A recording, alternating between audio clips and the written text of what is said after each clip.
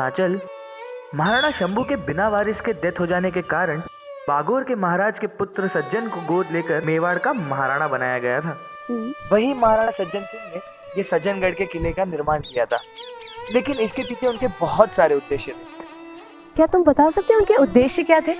पहला उद्देश्य ये था कि इस किले से दिखने वाले बादलों से ये अनुमान लगाया जा सकता है कि आने वाला मानसून कैसा होगा।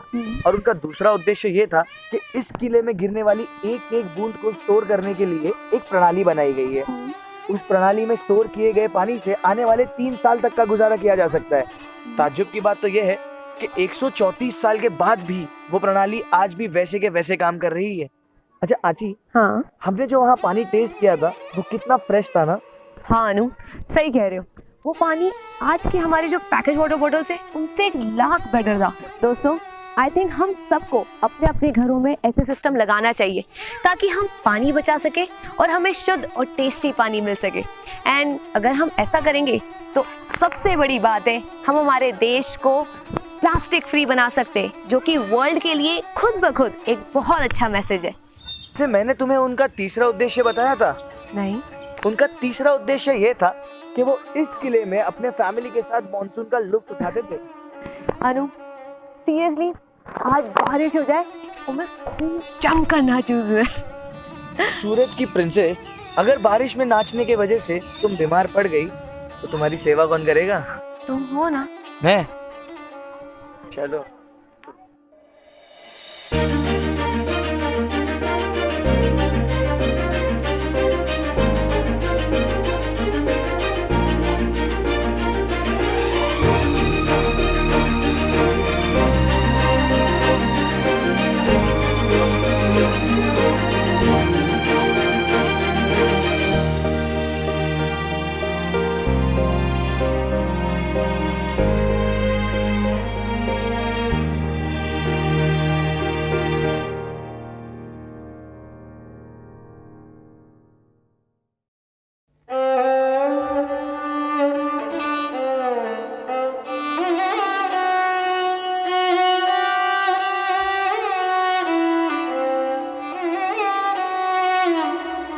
अनु, मैं तो बहुत एक्साइटेड हूँ।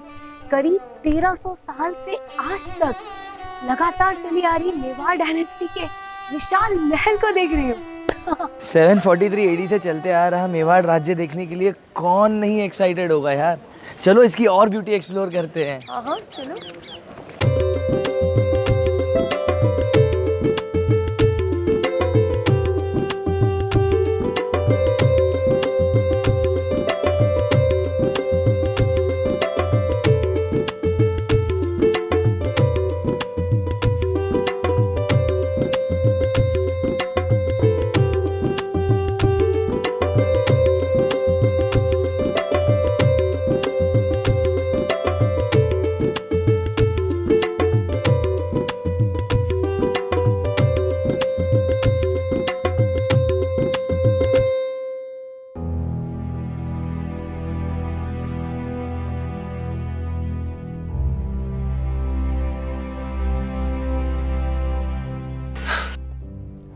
कितना बड़ा स्टैचू है। आई मीन, मैं तो ये सोच रहा हूँ कि उन्होंने इस स्टैचू को वहां तक पहुंचाया कैसे होगा।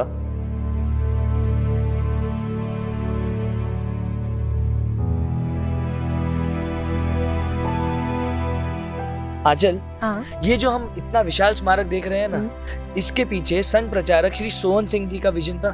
सन 2002 में वीर शिरोमणि महाराणा प्रताप समिति की स्थापना के बाद 2007 में आरएसएस के ग्रेट कंट्रीब्यूशन के बाद इन्होंने 25 बीघा जमीन खरीदी और 2008 में इसकी नींव रखी। 100 करोड़ का बना हुआ ये प्रोजेक्ट केवल इसीलिए बनाया गया है ताकि हमारे आने वाली पीढ़ी को और यूथ को हम महाराणा प्रताप की गौरव गाथा के बारे में बता सके और उनको इंस्पायर कर सके। Great wishes to Shri Sohan Singh and Pratap Gaurav Trains from all of us. दोस्तों, क्या आप चाहते हैं कि आपके पुरखों की सांस्कृतिक विरासत आपकी अगली पीढ़ी तक भी पहुंचे? क्या आप हमारे महान पूर्वजों जैसे कि पृथ्वीराज चौहान, महाराणा प्रताप और छत्रपति शिवाजी महाराज जैसे शूरवीरों के गौरवशाली इतिहास, उनके शौर्य और बलिदान से जुड़े कई रोचक तथ्य, उनकी यशोगाथाओं अनेकों किले और महलों को इसी तरह करीब से देखना चाहते हैं? जी हाँ दोस्तों, हम इसी तरह लेकर आते रहेंगे भारत भूमि की महान गाथाएं। अगर आप सभी को हमारा ये प्रयास अच्छा लगता है और अगर आप भी हमारी इस ऐतिहासिक जर्नी में हमारा सहयोग करना चाहते हैं, तो इस आईडी पर अपनी इच्छानुसार कंट्रीब्यूशन दे सकते हैं। पे आईडी garvix@baroda-mp।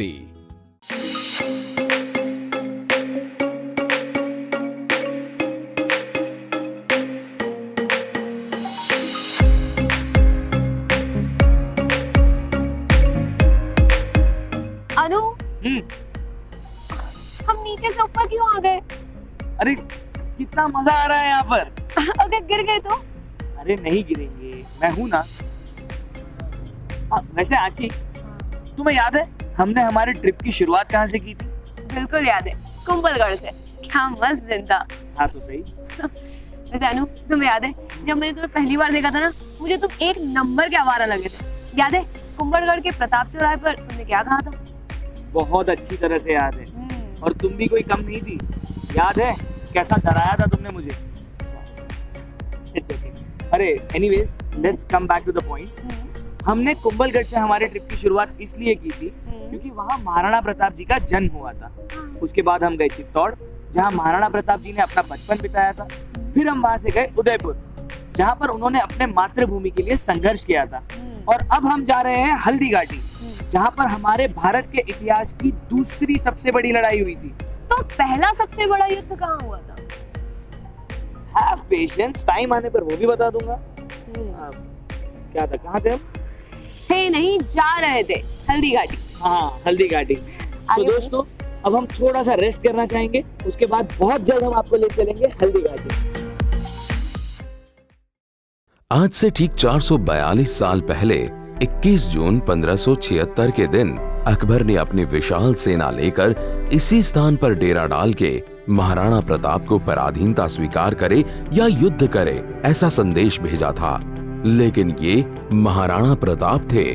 उन्होंने अपनी आन बान और शान के लिए युद्ध चुना और निकल पड़े अपनी छोटी सी सेना को लेकर अकबर की लाखों की फौज से भिड़ने के लिए।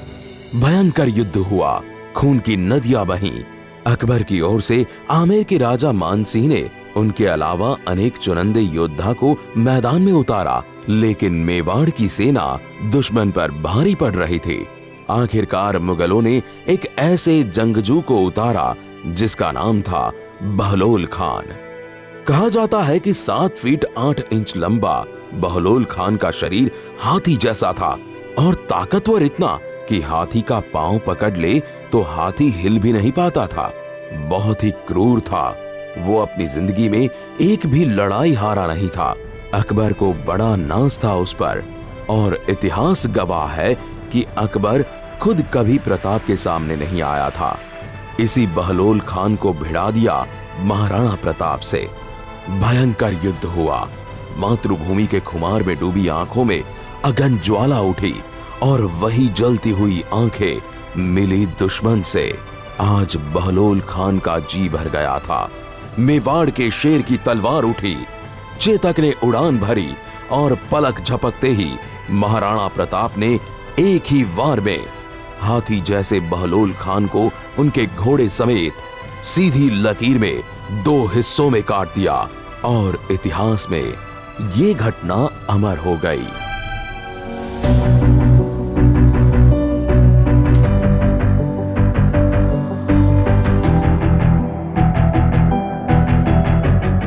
वाओ, क्या सुपर स्टोरी थी। हाँ जी, हाँ। ऐसा कहा जाता है कि तुम आज भी यहीं कहीं पे खुदाई कर लोगे ना, तो तुम्हें तलवारें, भाले, भर्ची यही सब मिलेगा।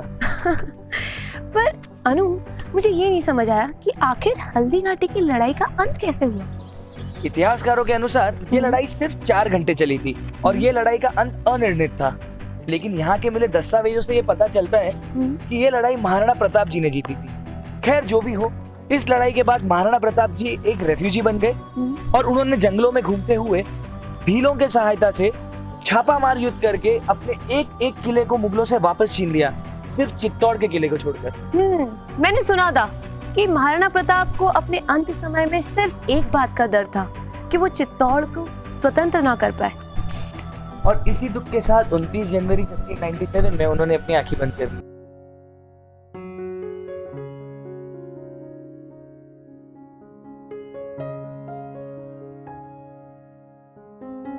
चेतक स्मारक। एक पांव से घायल हो जाने के बाद भी साहसी चेतक अपने स्वामी महाराणा प्रताप को संकटापन्न स्थिति से रक्त तलाई से हल्दी घाटी के इस पार सुरक्षित ले आए। अंतिम नाले को लांघते हुए चेतक लड़खड़ाकर गिर पड़े और इसके प्राण पखेरु उड़ गए।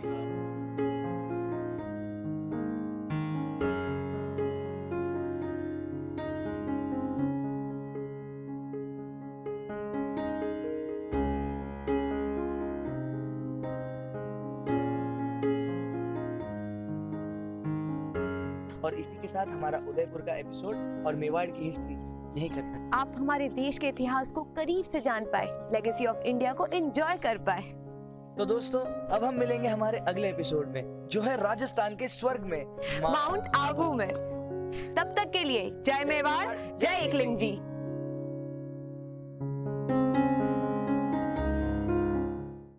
अरावली की गिरवा घाटी में बनास नदी के किनारे बसा उदयपुर दुनिया की तीसरी सबसे ब्यूटीफुल सिटी है। ये कैपिटल ऑफ मेवाड़ उदयपुर को झीलों की नगरी और लेक सिटी के नाम से भी जाना जाता है।